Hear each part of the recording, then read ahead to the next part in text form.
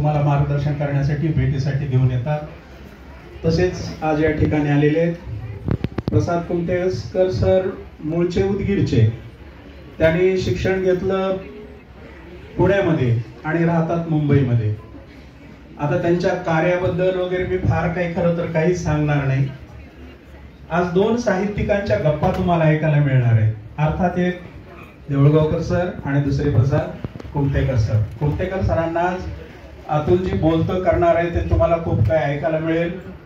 तुम्हाला काही विचारा वाटलं तर विचारायला मिळेल. खरं तर कुमटेकर सरांची रेग ना रेग देऊळगावकर सर ओळखतात. मी रेग ना रेग अशासाठी म्हणतो की ते लेखक आहेत आणि लेखकाने लिहिलेली प्रत्येक रेग एक वाचक म्हणून देऊळगावकर सरांना माहिती आहे. म्हणून मी त्यांच्याबद्दल मी बोलण्यापेक्षा देऊळगावकर सर त्यांची ओळखही करून देतील आणि तुम्हाला भरपूर काही आज ऐकायला मिळणार आहे. प्रथम आपण विद्यालयात ते आलेले आणि नुकताच मला वाटतं 1 वर्ष होऊ लागले त्यांना बी रघुनाथ, काल संध्याकाळीच त्यांना एक पुरस्कार मिळालेला आहे साहित्यातला. आणि आपल्याला खूप आनंद वाटतो की तो पुरस्कार मिळाल्यानंतर सरांना भेटायला कुमटेकर सर इथं आले आणि आपण त्यांचा या निमित्ताने शाळेच्या वतीने सत्कार करण्याची एक संधी घेणार आहोत. म्हणून देऊळगावकर सरांना विनंती आहे की कुमटेकर सरांचं आपण स्वागत करावं या ठिकाणी.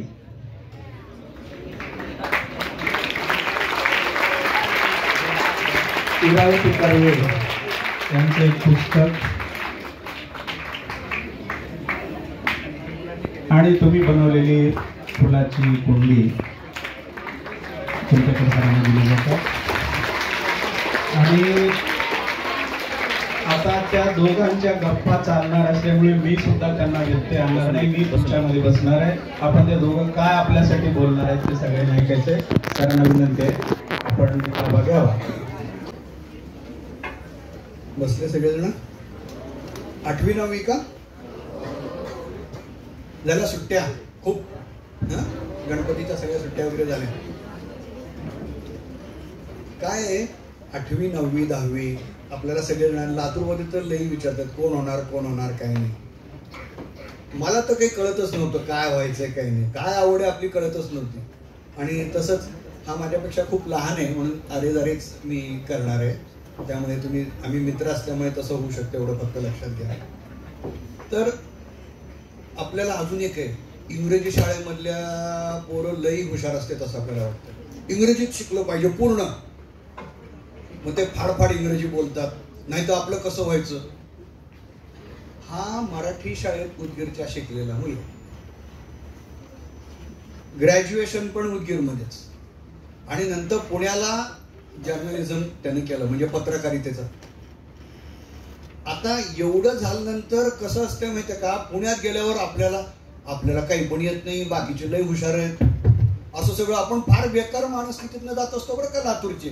आता तर खूपच आहे, तिथल्या मुलांचं वाचन खूप असतं. आता तिथल्या मुलांचं राहिलं नाही, त्यांचं बोलणं फार नेमकं असतं. मग यामुळं आपण न्यूनगंड आपल्याला काही येत नाही असं वाटायला लागतं. या सगळ्यातनं जाऊन जर आपल्याला स्वतःची बुद्धी विचार करायची असेल आणि ती आपल्या आजूबाजूच्या भागात नाही ते लक्षात घ्या,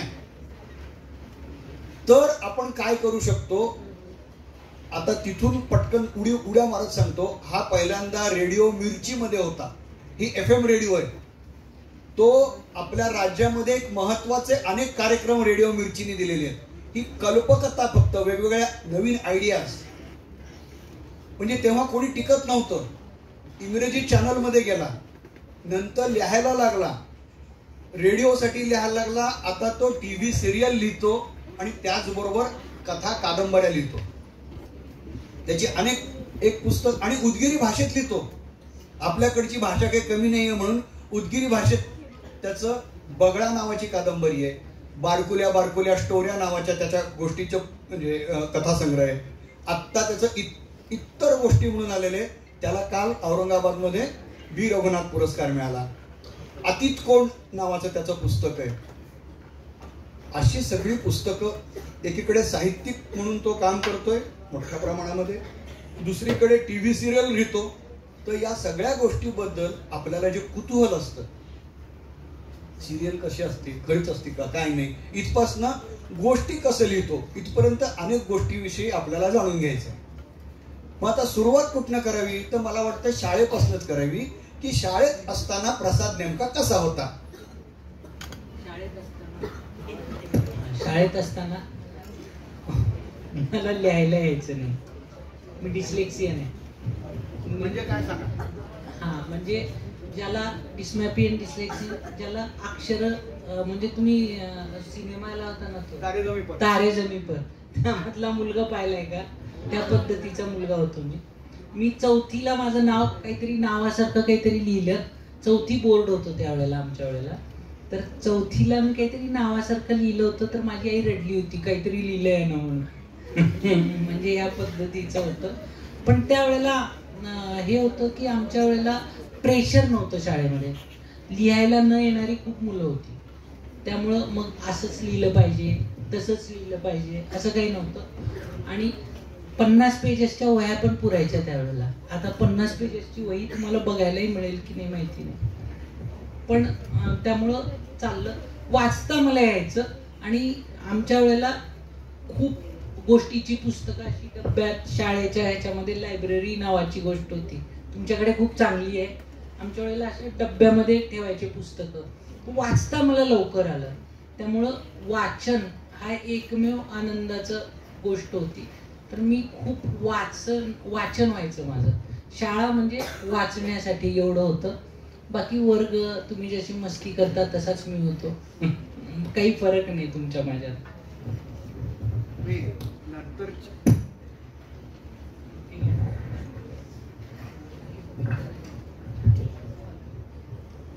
नाही, नंतरच्या लिखाणामध्ये उदगीरची शाळा वारंवार येते. आता त्याच्या आधी मग असं करूया की बगळाची स्टोरी सांगत ते शाळेमध्ये कसं दिसलं. बगळा नावाची कादंबरी आहे, त्यामध्ये एक मुलगा आहे चिंतू नावाचा, जो एका छोट्या गावातून शहरामध्ये शिकायला आलाय. कोणत्या तरी गावातल्या एका घरामध्ये तो भाड्यानं राहतो. त्याचे वडील, आई, काका अपंग काका आहेत त्याचे. एक बहीण आहे, ती खूप हुशार आहे. वर्गामध्ये जर समोर तुमचा भाऊ असेल किंवा बहीण असेल आणि ती जर तुमच्यापेक्षा हुशार असेल तर काय त्रास होतो आपल्याला, की बघ तू कसा आहेस, ती कशी आहे, अशा पद्धतीच्या वातावरणात तो पोरगा गावातल्या शाळेत जातो. आणि काय होतं, खेळतात क्रिकेट, त्याच्या हातातनं क्रिकेटचा बॉल हरवतो.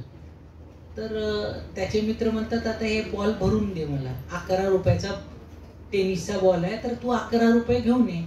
आता त्याला आपल्याकडे वडिलांना बोलणं ही खूप टफ गोष्ट वाटायची आम्हाला. आता तुम्ही बोलत असाल आणि त्यातही मला पैसे द्या असं वडिलांना मागणं अधिक कठीण व्हायचं.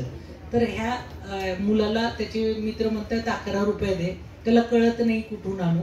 तर त्याला एकदा दिसतं की तळ्यावर बगळे पकडून नेतात लोक, आणि बगळे विकले की पैसे मिळतात, म्हणून तो बगळे पकडायला शाळा सोडून जातो. दर इंटरव्हलमध्ये म्हणजे हाफ शाळा झाली की तो तळ्यावर जाऊन बगळे पकडत असतो. तर त्या मुलाची गोष्ट आहे. त्याला वेगवेगळे प्रश्न पडतात, त्याला वेगवेगळे लोक भेटतात त्या प्रवासामध्ये त्याच्या 6 महिन्याच्या. आणि मग त्याचं काय होतं, तो बगळा पकडतो का, हे बगळा पकडत असताना हाफ शाळा सोडतोय तर शाळेचं काय झालं, घरी कळालं नाही का त्याच्या.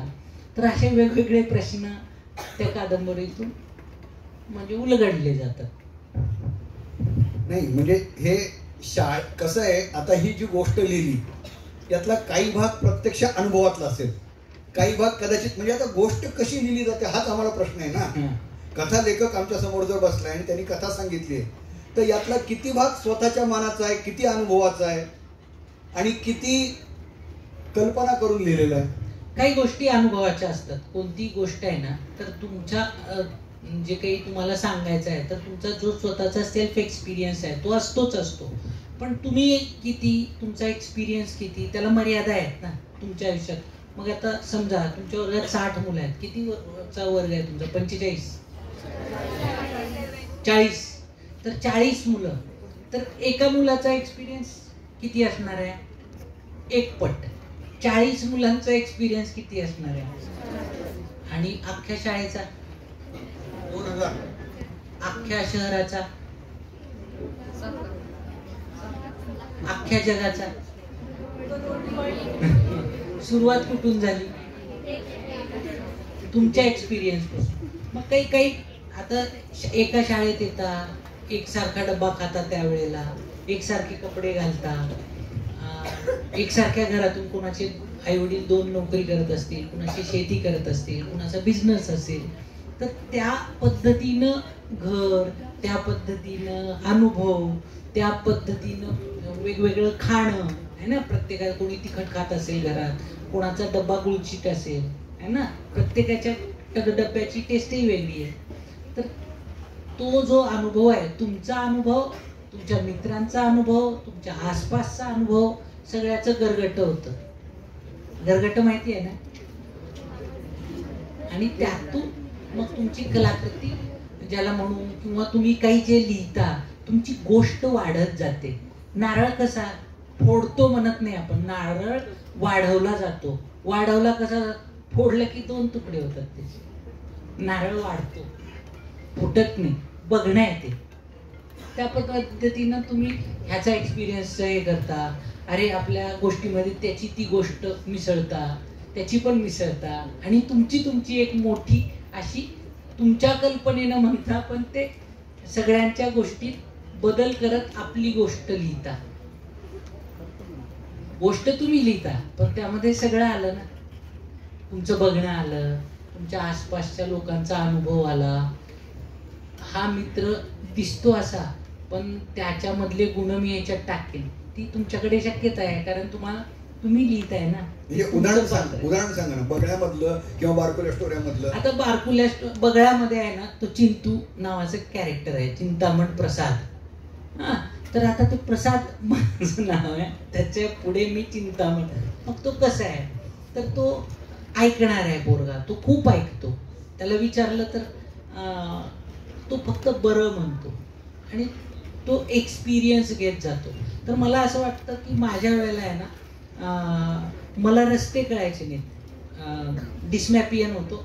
तर आमच्या दिशेचं ज्ञान नसणं, उजवा. आता मला इथे येताना उजवीकडे म्हटलं की मी असं बघतो, आमच्या शेतातलं धसकट लागलं होतं मला इथं, तर धसकट लागलेला हात उजवा, असं आमच्या आईने शिकवलं मला. मग आजही मी कुठं जाताना हा हे उजवा आहे असं बघत जातो. तर आमच्या वर्गातले मुलं काय करायचे, कुठेही न्यायचे, मला गोल फिरवायचे असे असे असे, आणि पळून जायचे. मग मी यायचो, तुम्ही खूप असे राऊंड केलं ना, चक्कर येते, तुम्हाला दिसत नाही. आणि मी बसल्यावर मी दिशा विसरून गेलेलो असायचो, कोणत्या रस्त्यानं आपण आलोय. आणि मग मला माझंच घर सापडायला कधी कधी अर्धा दिवस जायचा. मी सगळ्या गल्ल्या फिरायचो, कुठं तर आपलं घर असेल, कुठं तर आपलं घर असेल. मग मला कळायचं नाही कसं घरी पोचायचं. तर मग मला एक सोपी गोष्ट कळली, ओ मामा, हनुमानकट्ट्याला कसं जायचं? मग ते सांगायचे, इथून असं जा, तिकडून आडवं जा. जेवढं लक्षात राहिलं तिथं जायचं, पुढे अजून एखादी मावशी भेटायची. मग विचारल्याने प्रश्न सुटायचे ना. आणि मग काय, दरवेळेला असे खेळ करायला लागल्यावर, हा इथे ही गोष्ट आहे, ह्या साईडला जाताना पवन सायकल मार्ट लागतं, समोर गेलं तर मोतीलालचं दुकान लागतं, तिकडून वळल्यावर असे. मग तुम्ही डोक्यामध्ये तुमच्या काही नेमके टप्पे ठरवता, आणि मग तुम्हाला तुमचं घर सापडायला लागतं. आधी अर्धा तास लागतो, पुन्हा 10 मिनिट लागतात, आणि मग सापडतं. आणि त्याच्यातून तुम्ही मार्ग काढला ना बाहेर, की आपल्या घरापर्यंत पोचायचं कसं त्याचा. नाही, पण आता काय बघा की आपण शाळेमध्ये शिकताना अनेक मुलं मुली आहेत, हा, पण त्यावेळेला आपल्यामध्ये एखादा गुण कमी असेल, समजा एखाद्याला कमी कळतं, उशिरा लक्षात येतं, कोणाचं लक्ष नसतं, अनेक आपल्यामध्ये दोष असतात. दोष म्हणण्यापेक्षा आपलं प्रत्येकाचं लक्ष कुठेतरी वेगळीकडेच असतं, सगळ्यांचं एकीकडे नसतं. हा एक मुद्दा. आणि दुसरा, कधी कोणाला दिशा लक्षात येत नाही, कोणाला रंग लक्षात येत नाही, कोणाला स्वर लक्षात राहत नाही. याच्यावरनं टिंगल टवाळी, चेष्टा कुचेष्टा याचा आपल्या मनावर खूप परिणाम होत असतो लहानपणी. आता यातनं बाहेर पडून, म्हणजे अशी प्रसादची पण चेष्टा झालेली असणार त्यावेळेला, आता हे सांगतो हे सोपं आहे खूप, पण लहानपणी ते खूप त्रासदायक होत असतं. हे याला लिहिता बी ना, झालं मोठं, एवढं मोठं, घरातनं सुद्धा बोलायला लागतात, हे काय काळच आहे, घरामध्ये या पद्धतीचं बोललं जातं अजूनही, ते काय नक्तच आहे. आपल्याकडे ज्या पद्धतीनं ना, म्हणजे घरामध्ये ते लंगडे असं म्हणतात, असं कुठेही म्हणू नये. समजा एखाद्याला पाय नसेल, एखाद्याला कान नसेल, ऐकू येत नसेल, तर बहिरे आहे, हे फक्त आपल्याकडे केलं जातं. पण याच्यामुळं लहानपणी आपल्या मनावर इतके आघात होतात. आता प्रसाद नेमकं यातनं कसा गेला असेल, आणि नंतर या सगळ्याची तो टिंगल करायला, त्याच्या लिहिण्यातनं एक खूप छान विनोद आहे. इथं आपल्याकडे त्याची सगळी पुस्तकं आहेत, तुम्ही जरूर वाचा. आणि त्यामध्ये तो स्वतःची टिंगल करतो, स्वतःकडे इतकं दुरून बघतो स्वतःकडे. चार्ली चॅप्लिन का चांगला, कारण तो स्वतःची टिंगल करून घेतो, मग जगाची टिंगल करता येते. तो गुण कसा आला नेमका? एक मला असं वाटतं की प्रत्येक मुलं आपल्याकडे आहे, मुलं म्हणजे फुलं बिलं असं म्हटलं जातं. मुलं खूप हुशार असतात आणि माझं मत आहे फुलासारखी तर बिलकुलच नसतं. मुला इतकं म्हणजे मुला इतकं हिंस्त्र, मुला इतकं म्हणजे एकाच वेळेला मृदू, मुला इतकं हिंस्त्र कुणीच नाही, मुला इतकं चालू कुणीच नाही. तर तुम्हाला आणि मुलांना त्यांच्या मर्यादा फार लवकर कळतात. मुलांना त्यांच्याच काय बापाच्या पण मर्यादा कळतात. हा कसे खळखळून असते सगळेजण. हा, मुलांना म्हणजे वर्गात आलेल्या टीचरच्या मर्यादा कळतात. मुलापासून काहीच लपत नाही.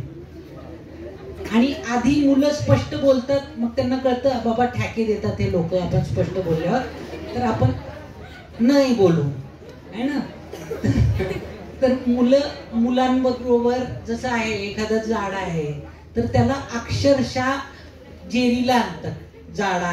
एखाद्या मुलाला पळता येत नाही, एखादा मुलगा काळा असला तर मुलं कोणत्या लेवलला जाऊन त्याला हॅरॅस करणं असं म्हणतात, रॅगिंग. तर 1ली ते 4थी जेवढी रॅगिंग मुलांची करतात तेवढी आयुष्यात कुणी कुणाची करत नाही. म्हणजे रडणं म्हणजे आमच्या वेळेला गोट्या नावाचा खेळ खेळला जायचा. गोट्या खेळतात का गोट्या? मुलं खेळतात ना, मुली खेळतात का गोट्या? तर त्यामध्ये आहे ना, गोट्यांनी लांब न्यायच्या गोट्या आणि मग त्या माणसाला खरडणी लावायची, म्हणजे असं त्यानं खरडत आणून त्या गलमध्ये घालायचं.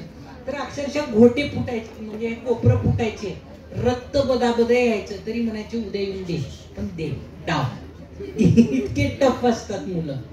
आणि मग अशा पद्धतीनं जेव्हा ते फेस करतात तर मुलंच मुलांचे टीचर असतात. मला जेव्हा लहानपणी त्रास दिला मुलांनी, मी काय करणार होतो, एकदा रडलो, 2दा रडलो, घरी जाऊन रडलो. बाबांनी सांगितलं काय होतं काय होत राहते जा. हा, आताची मुलं येतील नाही अजिबात नाही चालणार सर, हे नाही करणार, आमच्या काय करणार ना. माझ्या वडिलांनी एकदा घराचा रस्ता दाखवला, 2दा दाखवला, पुन्हा काय करणार. तुम्हाला जायचं आहे ना, मग तुम्ही मैत्री करता एखाद्या मुलाबरोबर. हा रोज आपल्या घरापाशी राहतो, तिथून पलीकडे त्याचं घर आहे. मग तो तुम्हाला मारला तर माझी पेन घे, तू आणला नाहीस तर मी तुझा गृहपाठ करतो, मी तुझा बॅग उचलतो. तुम्ही वे आउट काढता. जे लहानपणी एखादा स्ट्रॉंग मुलगा आहे, रोज तुम्हाला मारतो, तुम्हाला माहिती आहे त्याला ऐकणार नाही, मला धुणारा. मग काय करणार, एकतर लांब राहा, पर्याय नाही तर जवळ जा. तो काय करेल, माझं गृहपाठ करून आणबे, मलाच लिहायला यायचं नाही, मला कोणते काम देणार ते. मग त्यांच्या लक्षात आलं हे येडा आहे. आणि मग म्हणले काय नाही, बघ त्याच्याबरोबर गंमत आहे, बघ कसं ह्याला असं फिरवलं की कसं. मग खेळासाठी माझा वापर व्हायला लागला, की कुठेही न्यायचं लांब आणि ह्याला सोडून यायचं आणि मज्जा घ्यायचं. मला रोज माहित झालं की हे खेळ करतात माझा तिकडून. आणि मला लक्षात आलं की माझ्या गावात मामा आणि मावशा खूप आहे. कोणत्याही मामाला विचारायचं मामा हनुमानकट्टा कुठं आहे हो.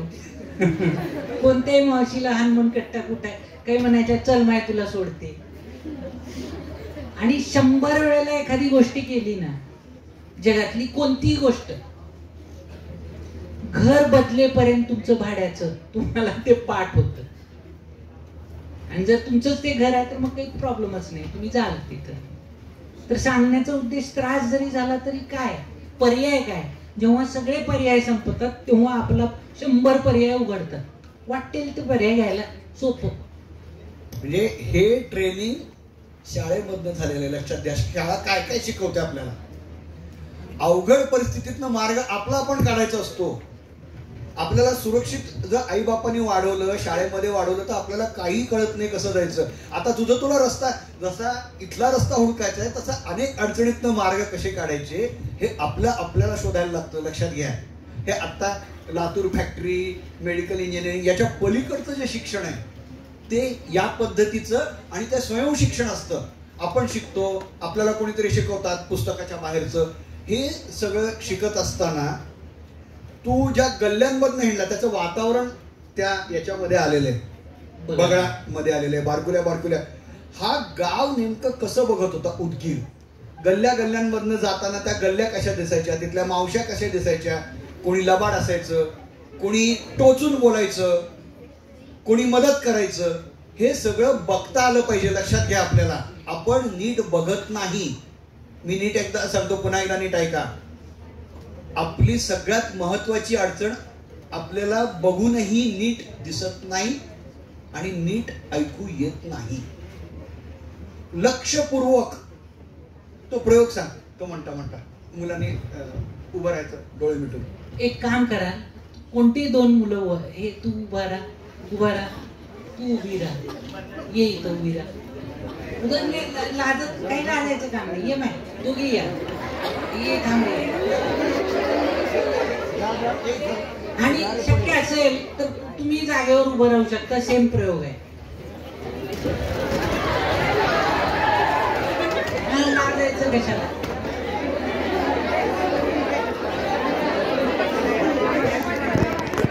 हा, आता ऐका. डोळे बंद करा. डोळे बंद करा. हालायला लागलाय का? हालतंय? डोळे बंद केल्यावर पडल्यासारखं वाटतंय? काय आहे ते? बसा, सांगतो.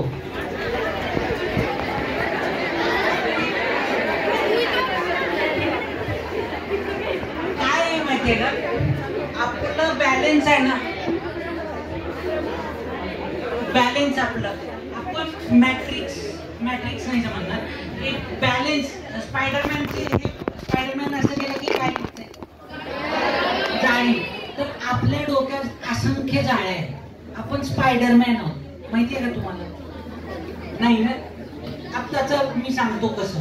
तुम्ही डोळे, स्पायडरमॅन असं करताय, बरोबर आहे? तुम्ही डोळ्यातनं करता, तुम्ही कुठं तरी तुमचं कॉन्सन्ट्रेट करता. म्हणजे मी चाललो ना, तर मी इथं बघितलं, त्याच्यानं माझा माइंड आहे ना बॅलन्स राहतो. आता तुम्ही उभं राहायला, डोळे बंद केला, हल्ल्यासारखं वाटत होतं की नाही? आता एक कुणीतरी उभा राहा. सगळेच उभं राहायची गरज नाही, तूच ये माय अशी. हा, काय हलतंय काय?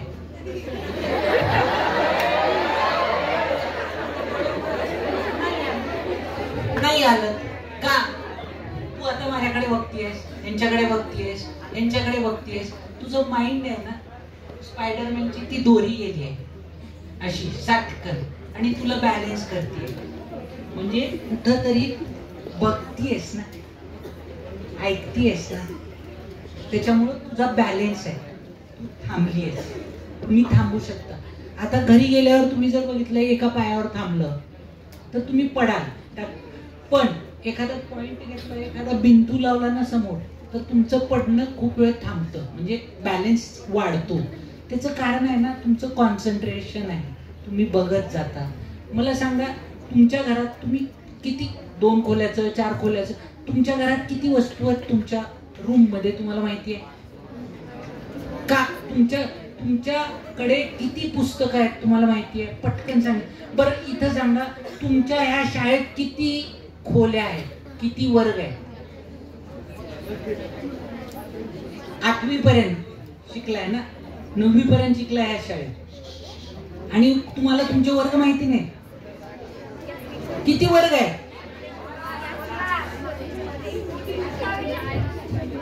28.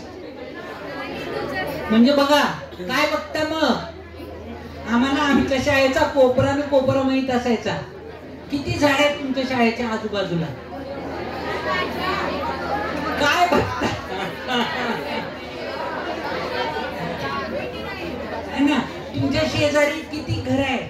तुमच्या शेजाऱ्याची 10 नावं पाठ आहेत का तुम्हाला? वा, ही चांगली गोष्ट आहे. शेजाऱ्याची 10 नावं पाठ आहेत है ना. त्यांच्या घरातल्या सगळ्या माणसांची नावं पाठ आहेत.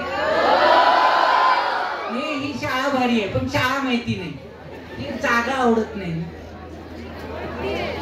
असं आहे का? मग तर तुमचं बघणं काय?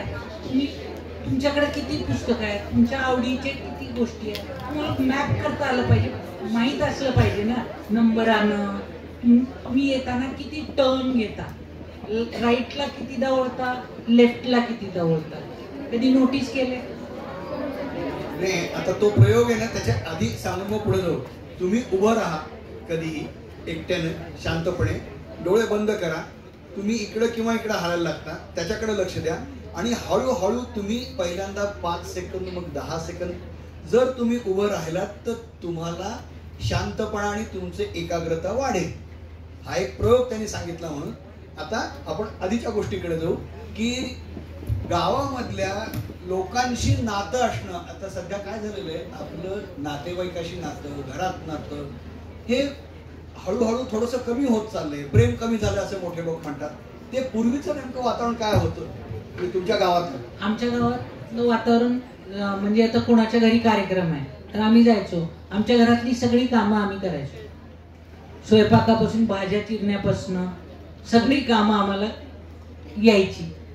व्यवहार म्हणजे 100 रुपयाची नोट दिली तर बऱ्याच लोकांना आता 80 रुपीज दिले मग किती 20 रुपीज यायचे, हे गणित चालतात. आम्हाला कळायचं किती रुपयाला आहे, कोणतं बिस्किटचं पॅकेट किती रुपयाला आहे, ह्याचे एक्झॅक्ट फिगर आमच्या डोक्यात असायचे. बटाट्याचा भाव काय चालू आहे माहिती आहे तुम्हाला? अरे वा वा वा, मला फार बरं वाटलं. तुमच्यासाठी टाळ्या.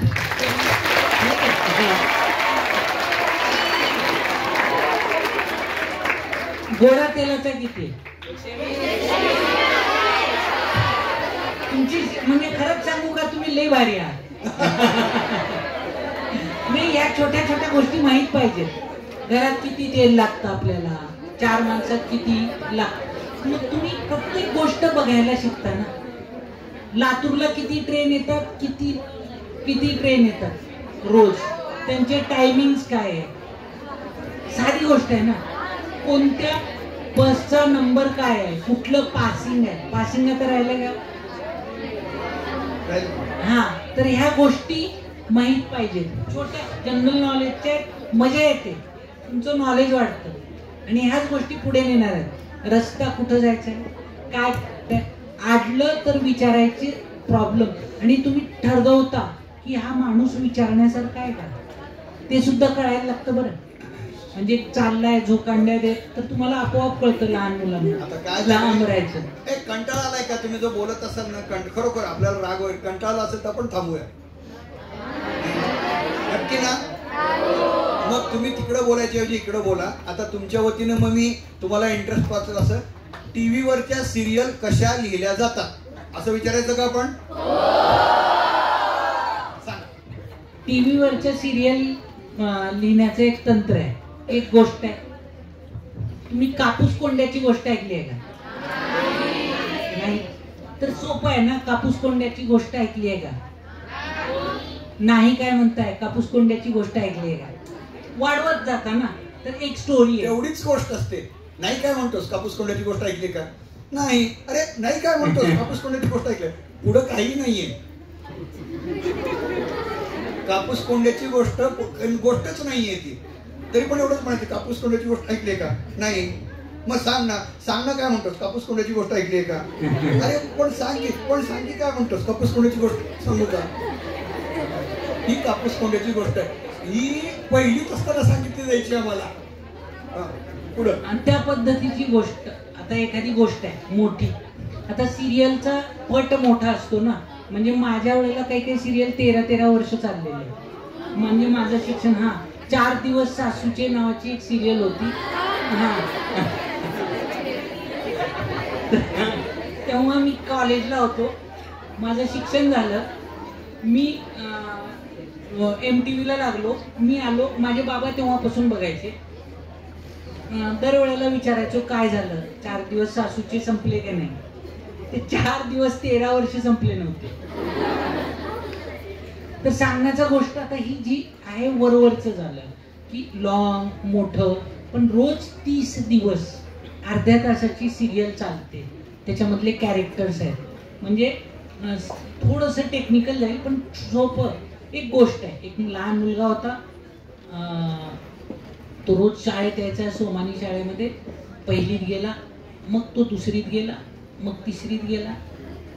10वी पर्यंतची शाळा आहे तुमची. मग 10वी करून बाहेर निघाला.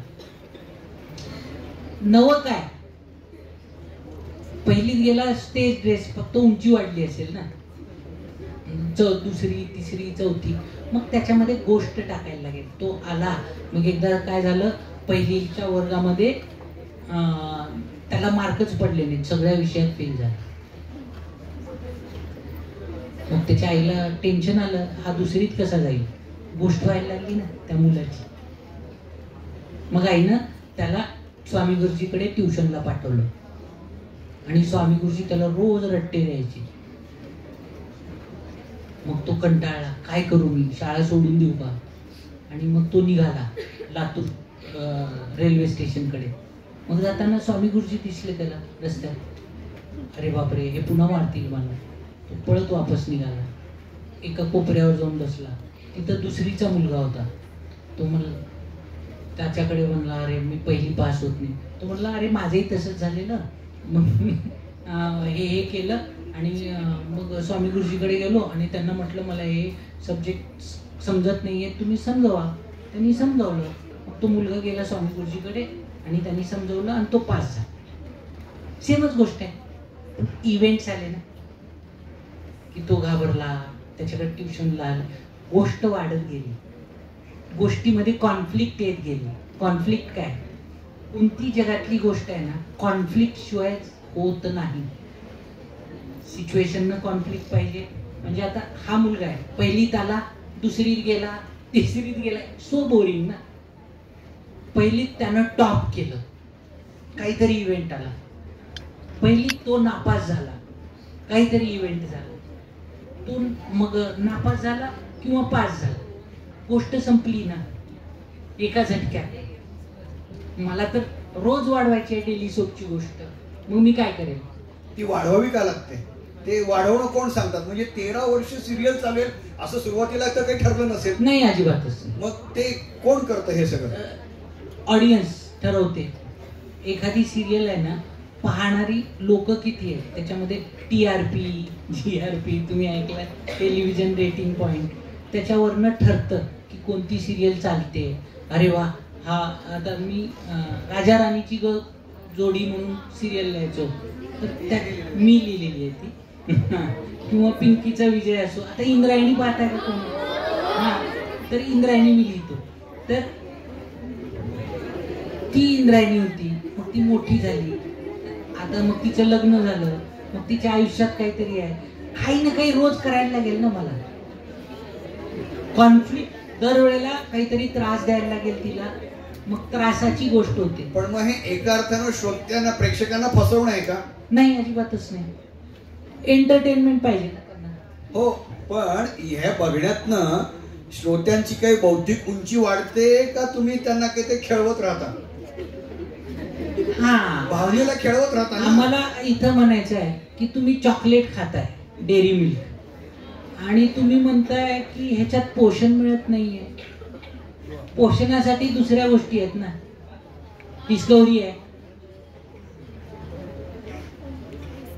तुम्ही एंटरटेनमेंट म्हणून पाहताय तर ती एंटरटेनमेंट म्हणूनच असेल, फसवणं नाही, निक्का व्यवहार आहे. नाही, फसवणं कसं आहे या अर्थानं मला म्हणायचंय की श्रोते जसे आपण प्रजा तसा आपला राजा, आपलं प्रजा तसं आपलं मनोरंजन. तर आपल्याला रडायला आवडतं, हसायला आवडतं, हे सुष्ट हे दुष्ट असं केलं की आवडतं, कोणाचा तरी मत्सर करायला आवडतो, हे जे काही आपले गुण आहेत ते दिसले. काय सासू आहे ना डेंजर, बघ बघ कसं बोलते तिला, आणि तिने असं करावं का, हे जे आपल्यात चालतं आपण इतके त्यात इन्व्हॉल्ड होतो. त्यामुळं या टीव्ही सिरियलला जे स्पॉन्सर करणारे असतात, आता समजा काय एखादं साबण हे करतोय किंवा एखादा शॅम्पू करतोय, नाही तर एखादं डिओ करतोय, ते म्हणतात आम्ही तुम्हाला पैसे देतोय, हे लोक बघतायत आमचा माल खपणार आहे त्यामुळे तुम्ही वाढवा. असं होतं का नाही? 100%. म्हणजे टेलिव्हिजन जे आहे ना ते आपल्यासाठी आहे का नाही याचा विचार करा. मला वेगळ्या पद्धतीने सिरियल काय आहे याचा सिरियसली विचार तुम्ही करावा आणि आपापल्या आयांना सांगावं, वडिलांना सांगावं. म्हणून मी सांगतोय की ते जग खोटं आहे पूर्णपणे. त्यांनी आपल्याला नवीन इंटेलेक्च्युअल काहीही मिळणार नाही. अगदी, म्हणजे त्याच्यामध्ये काही ते एंटरटेनमेंट आहे. एंटरटेनमेंट किती पाहिजे याचं तुम्ही ठरवायला पाहिजे की. आणि बरं, एंटरटेनमेंट आमच्या वेळेला बॉर्नव्हिटा क्विज नावाचा कार्यक्रम चालायचा, टर्निंग पॉइंट नावाचा एक कार्यक्रम होता, गिरीश कर्नाड करायचे, आणि विज्ञानावरचा कार्यक्रम होता, दूरदर्शनवर यायचा. मी 80चा आहे त्यावेळेला. त्या कार्यक्रमानं माझं विज्ञानाकडे कल वाढवला. मला विज्ञान अजिबात आवडायचं नाही, त्या कार्यक्रमानं माझा विज्ञानाकडे कल वाढवला. आज तुमच्यासाठी एवढं एंटरटेनमेंट आहे ना, तर इतक्या डॉक्युमेंटरीज आहे. एकच मिनिट प्लीज. विज्ञानाकडचा कल म्हणून आठवतो, बहुतेक 22 सप्टेंबर 1995, तुम्हाला काही माहित नाही पण त्यावेळेला देशभर टीव्ही म्हणजे सुरू झाले होते, चॅनल आले होते, देशभर एकच बातमी, गणपती दूध पिऊ लागले, गणपती दूध पिऊ लागले, गणपती दूध प्यायला लागले. आणि सगळे जण हे मुख्यमंत्री अमुक तमुक सगळे बदा जात आहेत, गणपतीला दूध पाहतात, दूध पितोय, गणपती दूध पितोय, चमत्कार झाला, चमत्कार झाला. संध्याकाळी दूरदर्शननं 3 वैज्ञानिकांना आणलं आणि म्हणाले हे कॅपिलरी ऍक्शननी कोणालाही कोणत्याही मूर्तीच्या जवळ जा आणि न्या, ते आपोआप शोषून घेतंय, तो चमत्कार नाही, ते विज्ञान आहे. पण हे दूरदर्शन तेव्हा सांगत होतं. काल दूरदर्शनवर दाखवलं गेलं की हे चंद्रग्रहण आहे, हा नैसर्गिक गोष्ट आहे, ती अशुभ नाहीये आणि ती कोणालाही घातक नाहीये. हे विज्ञान दृष्टी सांगावी लागते. सिरियल मधनं ती येतेच अशातला भाग नाही. अगदी. आणि खरं सांगू का, काही वेळेला तुम्हाला जर चांगलं पाहिजे तर त्याचा चॉईस करता आला पाहिजे. माझ्या करिअरमध्ये आहे ना एक प्रकार झालेला, एपिक नावाचं चॅनल सुरू झालेलं. एपिक खूप मोठं चॅनल. एपिक म्हणजे महाअभिजात, कायम जसं आपण द किड चार्ली चॅप्लिनचा सिनेमा बघितला, तो एपिक आहे. कधीही बघा, रामायण महाभारत एपिक आहे. हा, तर त्याचं असं होतं की टेलिव्हिजन इंडस्ट्री पूर्ण बदलणार ह्याच्यासाठीचा प्रयोग होता तो.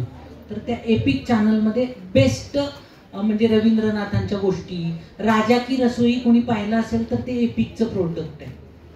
अशा पद्धतीचं सगळं प्रोडक्ट डिझाईन केलं, जे एपिक आहे, जे अभिजात आहे, जे उत्तम आहे. आणि ते चॅनल आल्या पहिल्या दिवशी पडलं, लोकांनी पाहिलंच नाही. क्योंकि साथ भी बहुत ही हेच लोक पाहतात.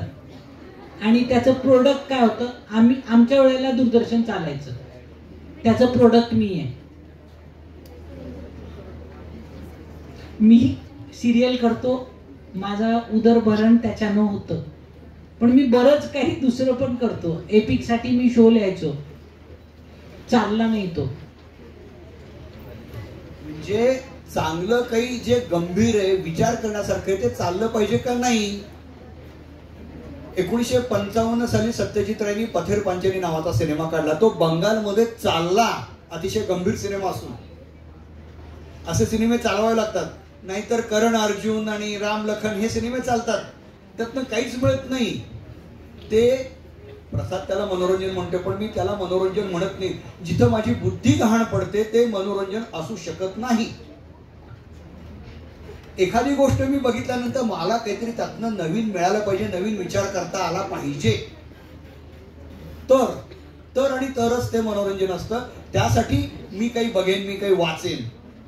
क्योंकि साथ भी कभी बहू थी, कहाणी किस्मत की, ह्या सगळ्यांनी आपली बुद्धी पूर्णपणे गहाण टाकून चालतो. म्हणून मला ते म्हणायचं होतं की आता ते जे तुमच्या गिमिक असतात ना, एखाद्याला मध्ये एखादा नट किंवा नटीचं काही भांडण झालं, मारून टाका त्याला, किंवा ऍक्सिडेंट करा असं चालतं ना. कसं स्टोऱ्या कशा करता तुम्ही? आम्ही मेलेल्या लोकांना 4 वेळेला वापस आणले, त्याच्याबद्दल काही नाही. मी 4 वेळेला मेलाय आणि 4 वेळेला वापस आलाय. तर ते महत्वाचं नाही. आणि महत्वाचं म्हणजे एंटरटेनमेंट. मी शब्द वापरला, इथं पाहणारे आहे ना TG मध्ये तुम्ही बसत नाही. तुम्ही जो TG टार्गेट ग्रुप म्हणतात, तर मी किड चॅनलसाठी काम केलं, निकलोडियनसाठी मी खूप काम केलं, कार्टून नेटवर्कचे खूप लॉन्चेस केलेत मी. तर प्रत्येकाचं डोरा नावाचं आहे, म्हणजे त्या पद्धतीने कार्टूनमध्ये सॅग्रिगेशन आहे, कोणतं काय आहे. मग डोरा पण काय आहे माहिती आहे का, हे तुम्ही समजून घेतलं पाहिजे, पालकांनी समजून घेतलं पाहिजे की स्क्रीन आमच्या वेळेला हे जे आत्ता आपण केलं ना, डोळे बंद करणं आणि मग कॉन्सन्ट्रेशन करणं, हे स्क्रीन आहे ना. तुम्ही बघता मोबाईलचा स्क्रीन, स्मार्टफोन, तुम्ही बघता TV, सिनेमे इथं किती लोक जाऊन बघतात मला माहिती नाही. सिनेमाला जाता का तुम्ही PVRला? हां, तर तिथं तुमचा सिनेमा आहे ना, तुम्ही असा बघता. म्हणजे आता इथं बसलाय, हा सिनेमा आहे आणि तुम्ही सिनेमा बघत असताना ते 2 तास अंधार असतो आणि समोर एकच गोष्ट चालू असते, चांगली वाईट आपण त्याच्यात पडू नये सध्या पुरतं. तो जो सिनेमा पाहता तुम्ही पाहता आणि तुम्ही ते 2 तास तिथं आहात. TV बघताना तुमच्या हातात स्मार्टफोन असतो, स्मार्टफोन असताना समोर TV चालू असतो, किंवा मग तुम्ही स्मार्टफोन बघत TV लावून अभ्यास करत असता, आहे की नाही? म्हणजे तुमचं माइंड किती ऑक्युपाईड आहे. आणि जेव्हा एवढं स्क्रीन बघता तेव्हा काय होतं माहितीये का, माइंड काम करणं बंद करतो, तुमच्या नकळत बंद होतो. तो ग्रास्प म्हणजे जी गोष्ट समोरून घ्यायची आहे ती बंद होते. आमच्या वेळेला जे पोरं बॉक्सिंग खेळायचे, आता तुमच्या शाळेत खूप, मला माहिती नाही स्पोर्ट्स किती करतात तुम्ही, आता सर क्रिकेट दाखवत होते.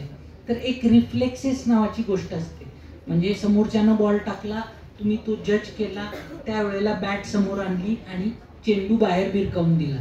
तर हे सेकंदाच्या दशांश खूप खूप कमी हे सेकंदामध्ये ती क्रिया घडते, पण ती माइंडमध्ये बरोबर तुम्हाला ते रिफ्लेक्स येतात. तो बॉलचा वेग किती असतो, आता इथं जरी टाकला 20 मिलीसेकंदात बॉल आल्यानंतर मला काय करायचं तर निर्णय घेऊन 20 मिलीसेकंद, म्हणजे आपण मोजूही शकणार नाही तेवढ्या याच्यामध्ये तो बॉल बघता आणि तो भिरकावून देता बाहेर.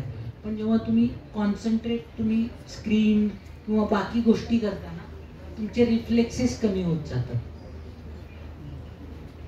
आणि रिफ्लेक्सेस फक्त स्पोर्ट्ससाठी नाही लागत, जगात सगळ्या निर्णयासाठी रिफ्लेक्सेस लागतात. जज करणं, तर तुम्ही हळूहळू तुमची ती शक्तीहीन होत आहात. तुम्हाला ठरवायला लागेल की तुम्ही मोबाईल किती बघणार, तुम्ही स्क्रीन किती बघणार. मग त्याच्यासाठी तुम्हाला ती गोष्ट दुसऱ्या गोष्टीनं भरून काढायला लागेल. आमच्या वेळेला आम्ही आहे ना निरर्थक फिरायचो, म्हणजे इथून निघालो, अतुल सरांच्या घरी गेलो, स्वामी सरांच्या घरी गेलो, काहीच कारण नाही, इकडून फिरणं, पण ते निरर्थक नसायचं. काहीतरी डोकं चालायचं, बघणं, आवाज, इथं काय चाललंय, इथं ह्या वेळेला पाणी आलं, आमच्या इथं त्या वेळेला पाणी आलं, ह्या गल्ली आता लाईट गेली, इथं लाईट गेली म्हणजे आमच्याकडे गेली असं काही ना काही बघणं, ऑब्झर्वेशन चालायचं. आता तुम्ही ऑब्झर्व नाही करत, समोर आलं ते बघणं आणि दिसणं मध्ये फरक आहे. अच्छा, आता जर तुम्हाला काही प्रश्न असतील तर विचारा.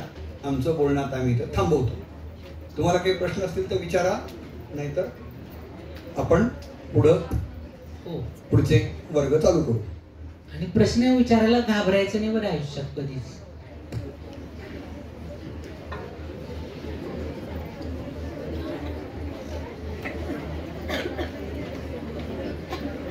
काहीच प्रश्न नाही. आवडलं नाही म्हणायचं, आवडलं काही म्हणा, प्रश्न विचारा ना. पण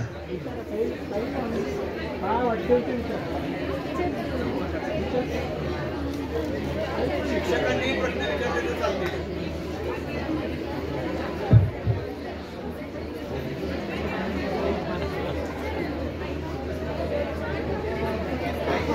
पाहिजे का कुणाला?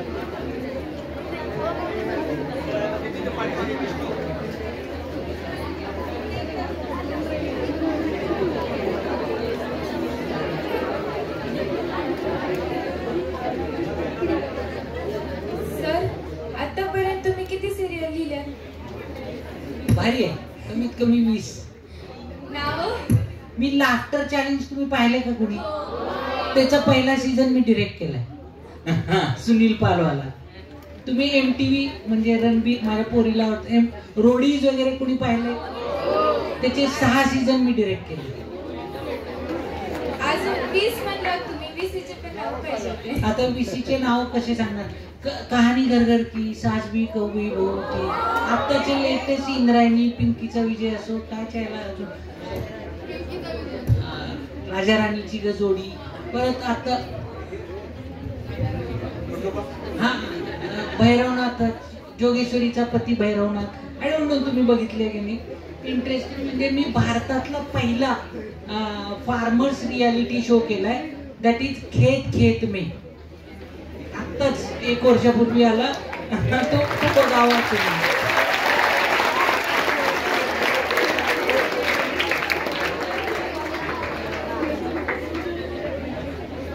मानवत कोणी बघितली आहे का? सोनी लिव्ह वर ऐकलंय. मानवत वेब सिरीज आली आता.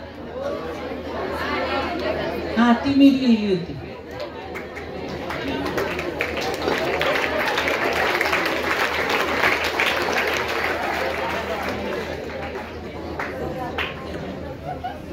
त्यांना फक्त आता माहिती विचारायची असली, सिरियलची नावं वगैरे. चालू आहे. बघा विद्यार्थ्यांनो, प्रसाद कुमठेकर सरांनी एवढ्या सिरियल लिहिल्या हे जेव्हा सांगितलं तेव्हा तुम्हाला प्रचंड आश्चर्याचा धक्का बसला. त्याच्या पाठीमागचे एक मानसशास्त्रीय कारण असं आहे की आपली एक धारणा अशी होऊन बसली की फार मोठे लोक म्हणजे फारच काही वेगळे असतात. कुमठेकर सर तर आमच्यासारखंच बोलत होते, आमच्यासारखंच बसलेले आहेत, आमच्याच भाषेत बोलले. हे कुठं काही एवढे मोठे असू शकतात का? तुम्हाला नक्की वाटत होतं ना? पण एक आज शिका, जेवढ्या व्यक्ती मोठ्या वाटतात ना तर तेवढ्या सर्वसामान्य लोकांना त्या जवळच्या आणि आपल्या वाटतात. हे अगदी सत्य आहे. ते तुमच्या मनाची बरोबर त्यांनी पकड घेतलेली असते, त्याच्यातूनच ते गेलेले असतात. आजच्या बोलण्यामध्ये सरांनी दोघांनी सांगितलं की आपण नीट ऐकत पण नाहीत, नीट पाहत पण नाहीत योग्य पद्धतीनं. त्याचा परिणाम निश्चितपणे बोलण्यावर होतच असेल, कारण मग नीट बोलत पण नसणार. पण जे नीट ऐकू शकतात, पाहू शकतात, त्यांना आज खूप काही शिकायला मिळालेलं असणार. ते सांगता येणार नाही तुम्हाला शब्दामध्ये, पण खूप काही शिकला. किमान एक गोष्ट तरी तुमच्या लक्षात आली असेल की डिस्लेक्सियाचा शिकार असलेला, डिस्मॅपिया शिकार असलेली व्यक्ती कुठपर्यंत जाऊन पोहोचू शकते. ते सगळं सहन करत असताना किती त्यांचा छळ झाला, किती त्रास सहन केला, कसलं त्यांचं जगणं असेल, त्या सगळ्यावर मात करून कुठे पोहोचू शकते. मला वाटतं तुमच्यापैकी कुणीही एवढा त्रास लहानपणी सहन करणारं नसणार आहे. आहे तुमच्यापैकी कोणी? कल्पना करा बरं, हा रेशो लावा. ते जर इथपर्यंत पोहोचू शकतात तर तुम्ही कुठे पोहोचायला पाहिजे याचं भान ठेवून जर तुम्ही प्रयत्न केलात. आणखी एक महत्वाची गोष्ट, फार महत्वाची, सरांनी, देवळगावकर सरांनी तर तुम्हाला त्याचा अधिक खुलासा करून दाखवला. कधीच कुठल्याही विद्यार्थ्यांना, तुमच्या सहकाऱ्यांना त्यांच्या व्यंगावर कधी चिडवायचं नाही. माहित आहे? कारण ती मोठी व्यक्ती होणार असो किंवा नसो, पण कधीच कुणाला कुठल्या व्यंगावर सुद्धा चिडवायचं नाही. यांनी बोलले त्याच्यावर मी 1 तासभर पुन्हा बोलेल, पण मला माहित आहे मी बोलायची गरज नाही, तुम्हाला सगळं समजलं असेल. कुमठेकर सर या ठिकाणी आले आणि मी आगळा वेगळा जो म्हटला होता ना, तुम्हाला अशा एवढ्या मोठ्या व्यक्ती, अतुल सरांबद्दल तर आपल्याला माहित आहे, मी अधूनमधून सांगत राहतो, पण त्यांनी कुमठेकर सरांना घेऊन आल्या आणि तुम्हाला सहज शाळेमध्ये तुम्ही आराम बसलात आणि त्यांच्या गप्पा एवढ्या मोठ्या ऐकायला मिळाल्या. मला माहिती आहे तुम्ही घरी गेल्यावर एकच सांगणार की सास भी कभी बहू थी किंवा मानवत, ह्या त्या सगळ्या सिरियल ज्यांनी लिहिल्या ना ते आज आमच्या शाळेत आले होते. ते पण आश्चर्य विचारून, हो का? बरोबर आहे. तर तुम्हाला संधी ही जी सगळी मिळून देते ती कुणामुळे मिळते? शाळेमध्ये सुद्धा शाळेला संधी कोण उपलब्ध करून देतं? देवळगावकर सर. म्हणून कुमठेकर सरांचे आभार मानतो. देवळगावकर सरांचे आपण आभार मानतो का कधी? नाही मानत, ते आपलेच आहेत एवढं सांगून तुम्ही आजच्या कार्यक्रमातून खूप काही शिकला असाल ही अपेक्षा करतो आणि आजचा हा कार्यक्रम या ठिकाणी आपण संपवूया. एक छोटी गोष्ट म्हणजे खरी आहे ती सांगून मी एकदम आता सरांनी जे बोललं त्यामुळे मला आठवलं. मी 9वीत होतो, राजस्थान शाळेमध्ये होतो आणि शेजारी रेल्वे स्टेशन होतं. आम्ही आपले साधे म्हणजे शाळेत पटांगणामध्ये मैदानात डबा खाणारे सगळे होते. पण काही थोडेसे वांड गैराती पोरं जे असायचे ते रेल्वेच्या डब्यात जाऊन डबा खायचे. त्यावेळेला रेल्वेचा दुपारी 1:30 वाजता रेल्वे असायची आणि 1:10 12:30 ते 1:10 आम्हाला सुट्टी असायची. तर ते मुलं तिथं जाऊन डबा खायचे आणि डबा खाल्ल्यानंतर तेव्हा डब्याचं शंटिंग म्हणजे डबे सुटे सुटे असायचे आणि मग 2 डबे जोडताना व्हॅक्यूम तयार व्हायला लागते. त्यामुळे इंजिनने धक्का मारला की 2 डबे जोडले जायचे आणि पूर्ण गाडी तयार व्हायची. त्याला शंटिंग म्हणतात. तर खेळ काय माहितीये मुलांचा, 2 डब्यांच्या मधनं झोका घ्यायचा. डबा खाऊन झाल्यानंतर असं करणारे 7-8 जण होते. त्यातला एक मुलगा झोका घेत असताना इंजिनने धक्का मारला, 2 डब्याच्या मध्ये त्याचा पाय अडकला आणि तो फरफटत निघाला. तेव्हा बाकीचे मुलं पळत पळत पळत गेले ड्रायव्हरला की आमचा मित्र तिथं अडकलेला आहे आणि जरा तुम्ही थांबवा. त्याला नेलं विवेकानंद हॉस्पिटलमध्ये. तेव्हा विवेकानंद हॉस्पिटल होतं. 14 बाटल्या रक्त द्यावं लागलं. त्या दिवशी कोणीच सर्जन लातूरमध्ये नव्हते. ही गोष्ट 1974 सालची. कोणीच डॉक्टर नव्हते. दुसऱ्या दिवशी त्याला पुण्याला नेलं संचिती हॉस्पिटलमध्ये आणि त्याचा पाय मांडीपासून कापला गेला. तो जेव्हा नंतर शाळेत यायला लागला, एकही दिवस त्याला त्याचं दप्तर घेऊ दिलं नाही मित्रांनो. 10वीची परीक्षा होती, त्याचा अभ्यास नाही. माझ्या पाठीमागे तो सगळे पेपर मी त्याला दाखवले.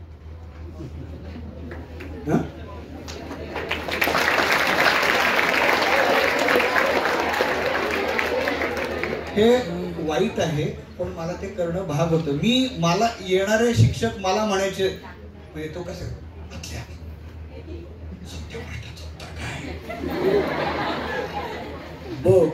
असं म्हणलं की तो काय बोलतो रे असं करत मी तो मुंबई.